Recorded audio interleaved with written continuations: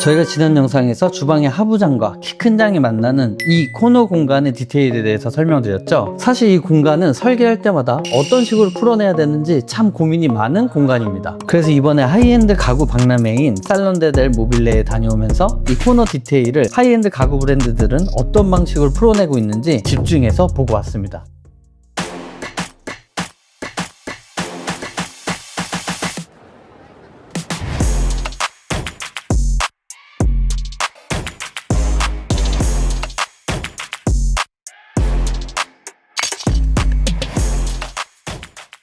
결론부터 말씀드리자면 이 공간을 단순히 수납으로 접근하지 않습니다. 구조 자체를 디자인으로 풀어내고 보이지 않는 부분까지도 굉장히 정교하게 설계하고 있었습니다. 특히 저희가 눈여겨봤던 부분은 세 가지였습니다. 첫 번째는 이 애매한 코너를 어떻게 활용하는지, 두 번째는 수납 구조를 어떤 방식으로 풀어내는지, 그리고 마지막은 디테일을 어디까지 드러내는지 였습니다. 지금부터 보시는 장면들은 밀라노 현장에서 직접 촬영한 하이엔드 가구들의 실제 디테일입니다. 이 코너 공간을 어떻게 해석하고 있는지, 진짜 하이엔드는 무엇이 다른지 살펴보시죠. 올해로 밀라노 방문이 벌써 4번째입니다. 이제 밀라노가 동네를 다니는 것처럼 익숙한데요. 살론데델 모빌레는 단순한 가구 박람회가 아닙니다. 1961년부터 시작된 이 행사는 매년 전 세계 2,000개 이상의 브랜드가 참가하고 바이어와 디자이너만 20만 명이 찾는 인테리어 업계에서 가장 권위 있는 플랫폼입니다. 이번에 특히 눈에 많이 들어오는 게 바로 라운드 디테일이 되게 많았어요. 인테리어에서 라운드는 제어하기 가장 어려운 디테일 중 하나입니다. 자칫하면 저렴해 보일 수 있고 잘 쓰면 또 공간의 분위기를 부드럽게 정리해주죠. 이번 밀라노에서는 이 라운드 디테일을 코너에 적용한 디자인이 브랜드별로 다양하게 보였습니다. 그리고 공통점이 하나 있었는데요. 이 라운드 부재들이 전부 다 금속으로 되어 있더라고요. 저는 이게 왜 금속으로 되어 있는지 잘 알 것 같아요. 저희도 예전에 아일랜드 이 라운드 디테일을 적용하려고 했었는데 상판의 라운드와 이 목대의 라운드의 알값을 정확히 맞추는 게 진짜 어렵더라고요. 저희도 처음에는 목대로 이 라운드를 제작했다가 알값이 잘 맞지 않아서 다시 다 철거를 하고 금속으로 제작을 해갖고 마무리했던 사례들이 있었습니다. 저희가 알아보니까 예림에서 이 알값이 정해져 있는 부재를 판매하고 있더라고요. 그래서 이 알값에 디테일을 구현하고 싶으신 분들은 바로 이 제품을 예림에서 구입하셔서 가구가 됐든 벽체가 됐든 마무리를 하면 될 것 같아요. 저희 디프로그에서도 이번에 아일랜드 쪽에 이 라운드 알값이 들어간 가구들을 만들려고 계획을 하고 있거든요. 그럼 공간이 한층 부드러워질 걸로 예상이 되는데 저희가 이 가구도 완성이 되면 영상에서 보여드릴 수 있도록 하겠습니다. 그리고 또 하나 눈에 들어온 거는 바로 손잡이를 숨기는 디테일이었습니다. 아마 이 푸시도어를 써보신 분들은 아실 거예요. 시간이 지나면 눌러도 안 닫히는 경우가 있고요, 눌러도 안 열리는 경우가 있어요. 저희 디프로그도 최근에는 푸시도어를 좀 최소화하는 편으로 하고 있습니다. 그래서 이것에 대한 대안으로 바로 가공된 손잡이 형태를 많이 쓰고 있는데, 이곳 밀라노에서도 이번에 가공된 손잡이 형태가 정말 많이 보이는 거예요. 그런데 흥미로웠던 건 이 가공 손잡이를 디자인 요소로 다양하게 해석하고 있다는 점이었습니다. 가공면이 아래에서부터 시작되는 것이 아니라 뒤집혀서 위에서 시작된 디자인은 특히 인상적이었는데요. 기능을 유지하면서도 시각적 방향을 바꾸는 것만으로 전혀 다른 느낌을 만들어냈습니다. 작은 발상이 디자인의 차이를 만드는 전형적인 예였습니다. 다음은 하드웨어 이야기입니다. 우리가 가구들을 보면 안쪽에 경첩이 있잖아요. 얘네도 대부분 블럼을 많이 쓰고 있기는 했어요. 그런데 가장 큰 특징은 이 경첩에 날개가 다 없습니다. 다 우리가 인설트 경첩이라고 부르는 그런 경첩을 쓰고 있었는데요. 어떤 차이가 있냐면 피스를 박는 그 날개 부분이 없어요. 이 차이가 문을 열었을 때 정말 큰 차이를 만들어내거든요. 그런데 이 경첩을 셋업하는 게 여간 어려운 일이 아닙니다. 날개 없는 경첩은 도어와 바디에 모두 정밀한 타공이 필요합니다. 위치가 조금이라도 어긋나면 도어를 셋업할 수가 없어요. 그렇다고 무작정 경첩을 이걸로 바꾼다고 되는 거는 아니에요. 이 경첩이 일반 블럼 경첩대에 비해서 3배 정도 가격 차이가 납니다. 이 경첩 차이만 나는 게 아니라 바로 가공비에서도 차이가 나게 돼요. 일부 많이 쓰는 가구나 내구도가 좀 필요한 쪽은 이런 경첩을 쓰는 것도 한번 고려해 볼 수 있을 것 같아요. 그리고 경첩뿐만 아니라 이제 서랍재에 대해서도 이야기를 좀 하고 싶은데요. 서랍을 저희가 보통은 목대로 제작을 해서 여기에 뭐 블룸 언더레일이 됐든 뭐 볼레일이 됐든 붙여서 사용을 하는 게 일반적이잖아요. 그런데 하이엔드 브랜드들은 그렇게 목대로 만든 서랍을 쓰는 경우가 극히 드물었어요. 다 완성형 하드웨어 서랍 제품을 사용하고 있었습니다. 그러니까 이렇게 고급스럽고 딱 열었을 때도 수납을 잘 할 수 있을 것 같은 그런 기분이 드는 거죠.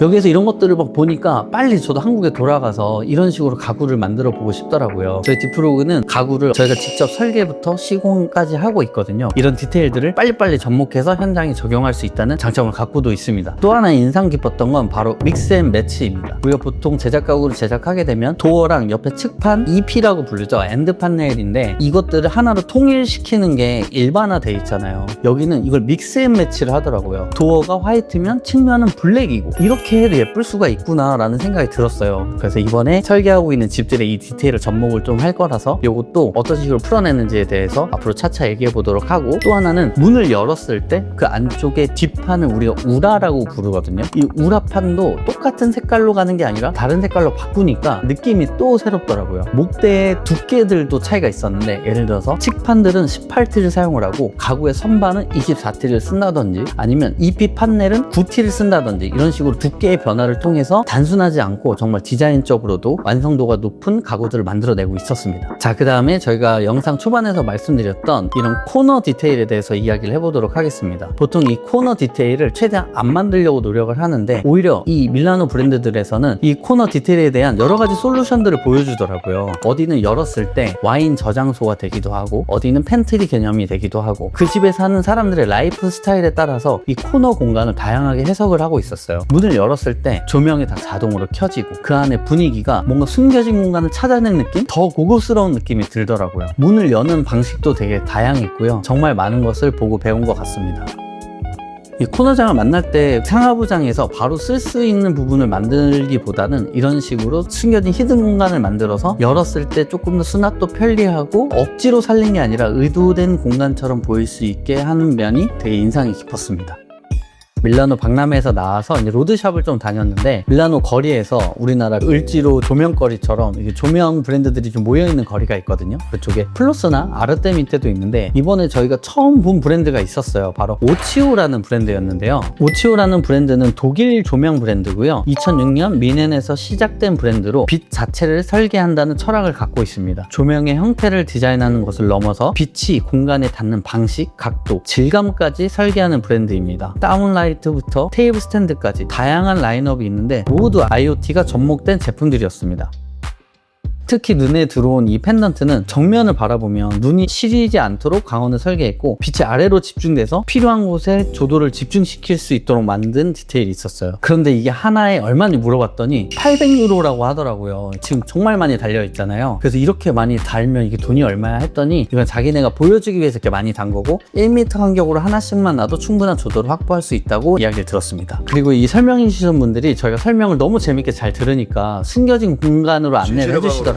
그쪽 안쪽에 들어갔더니 새로운 신제품에 대해서 소개를 해주셨습니다. 테이블 램프인데요. 이거는 무선 충전 방식으로 작동을 하게 되고 빛을 한 80% 정도로 해놓으면 10시간 이상 불을 밝힐 수 있다고 해요. 가장 인상 깊었던 것 중에 하나는 이 무게감이었습니다. 엄청 무거운 거예요. 이게 무게감이 있으니까 좀 더 고급스러운 느낌도 들고 안정감도 있었던 것 같습니다. 이게 아직 국내에서는 정식으로 판매하는 곳은 없더라고요. 근데 제가 너무 탐이 나서 나중에 기회가 되면 제가 해외 구매를 통해서 한번 꼭 써보고 싶다는 생각이 들었어요. 이 테이블 램프 하나도 한 1000유로 하더라고요. 제 생일이 얼마 안 남았는데 우리 와이프가 사줄 수도 있겠죠? 제가 이번 밀라노 출장에서 가장 기대했던 것이 바로 폴리폼의 플래그십 스토어였습니다. 폴리폼은 1942년 이탈리아 브리안차에서 시작된 브랜드입니다. 제작 가구와 완성형 가구를 함께 만드는 드문 브랜드이기도 하죠. 이 지역은 이탈리아 최고의 가구 클러스터로 B&B 이탈리아, 가시나, 플렉스폼이 모두 여기서 시작했습니다. 폴리폼은 그 중에서도 주거 공간의 통합 설계에 가장 특화된 브랜드입니다. 이곳에 가는 게 제 이번에 출장의 가장 목표 중에 하나였는데, 살런데 모빌레 그 주 초반에는 VVIP나 해외 딜러 같은 사람들만 출입을 하게 되고 일반인은 출입이 안 돼서 저도 못 들어갔었는데, 주 후반 때 금요일부터는 이제 일반 사람들 들어갈 수 있게 돼서 금요일날 제가 아침 일찍 갔거든요. 들어가는데 거의 3시간이 걸렸어요. 그런데 들어가서 보니까 3시간 정말 아깝지 않았다는 생각이 들었습니다. 처음에 반겨주는 게 이 나선형 계단이거든요. 철제 프레임으로 골조를 짜고 나중에 이걸 어떤 식으로 마감을 할지 되게 궁금했어요. 우리나라라면 보통 필름으로 마감을 할 텐데 대부분 이렇게 라운드 형태로 돼 있잖아요. 가서 봤더니 이걸 다 무늬목으로 마감을 했더라고요. 그리고 단지 무늬목만 있는 게 아니라 계단을 오르다 보면 슈퍼미러 스테인레스가 이렇게 접목이 되어 있습니다. 그 디테일도 너무 아름다웠고요. 그 인상적인 게 바로 이 또 천장 디테일이죠. 이렇게 우드 패널식으로 해서 블랙 라인이랑 우드로만 되어 있는 이 천장 디테일이 또 폴리폼의 특징이라고 할 수 있는데, 이 블랙 라인에 에어컨이랑 공조, 스피커, 조명 이런 게 다 숨겨져 있는 거거든요. 이런 식으로 필요한 것들이 좀 보이지 않게 함으로써 천장을 조금 더 정돈되게 만드니까 더 멋진 공간이 될 수 있는 것 같습니다. 저희가 얼마 전에 보여드렸던 현장도 블랙과 우드의 조합으로 디자인했었는데 폴리폼에서 받은 영감이 그 공간에 담겨 있었습니다. 자, 본격적으로 공간을 한번 둘러보도록 할 텐데요. 처음에 이 블랙장을 보는데 온몸에 소름이 돋는 거예요. 이 디테일들을 보고. 같은 블랙이지만 다양한 텍스처로 되어 있다 보니까 한 컬러 안에서도 레이어가 쌓여있는 이 디자인 디테일, 정말 너무 멋지지 않나요? 1층은 다이닝과 리빙 공간으로 되어 있어요. 소파, 테이블, 간살 가구들이 배치된 공간입니다. 간살 디테일이 라인업에 따라서 다양한 형태로 구성이 되어 있었어요. 진짜 우드로 되어 있는 것도 있었고, 또 어떤 거는 CNC로 재단한 판재가 들어있는 것도 있더라고요. 이런 디테일은 저희도 사용해 볼 수 있을 것 같아요. 자, 2층은 이 계단을 통해서 올라갈 수 있는데 바로 메인 공간이라도 할 수 있겠죠. 주방 공간입니다. 그들이 고민해서 만들어 놓은 이 주방 레이아웃과 여러 가지 디테일들, 그 소재가 얽히면서 만들어낸 완성도 높은 디자인들을 손끝으로 경험해 볼 수 있는 진짜 좋은 시간이었습니다. 근데 여러분, 여기 폴리폼의 아일랜드 하나가 얼마인지 아세요? 물론 폴리폼도 라인업에 따라 다르겠지만 보통 1억씩 합니다. 근데 그만큼 좋은 디테일과 좋은 소재들로 되어 있어요. 그리고 이 계단을 통해서 제 아래층으로 내려가면 바로 드레스룸 쇼룸이 있는데요. 가장 눈에 들어온 건 바로 도어의 형식이었어요. 알루미늄 프레임 안에 어떤 패널이 들어가 있는 형식으로 폴리폼이 도어를 만들거든요. 처음 보는 자재들로 마감된 이 도어 형태가 굉장히 고급스럽다는 생각이 들었습니다. 그 침대 보드의 헤드 부분도 레더로 마감이 되어 있었는데 이 부분도 상당히 인상적인 부분 중에 하나였고요. 지하부터 2층까지 각 층이 다른 것들을 전시를 하고 있었지만 제가 감동했던 부분은 전반적인 인테리어 형식 같은 것들이 다 통일이 돼 있었던 부분이에요. 천장 디테일도 통일이 되어 있고 이런 공간을 이루는 형식이 다 통일이 되어 있다 보니까 층이 다르고 전시하는 것이 다르더라도 공간이 하나의 리듬으로 이어지는 게 저는 가장 인상적인 부분이었던 것 같아요. 4년째 밀라노에 오고 있지만 경험이 쌓일수록 더 깊이 보이는 것들이 있어요. 바로 그게 인테리어의 매력인 것 같습니다. 지금까지 보셨던 여러가지 영감들을 재해석해서 디프로그만의 인테리어로 보여드릴 수 있도록 지금 이를 갈고 있습니다. 기대해 주셔도 좋을 것 같아요. 이번 영상이 여러분들이 공간을 바라보는 데 있어서 시각을 한층 더 높이는 데 도움이 되었으면 좋겠습니다. 지금까지 인테리어 크리에이터 디프로그였습니다. 집이 아니다, 삶을 디자인한다. This is my home, 디프로그.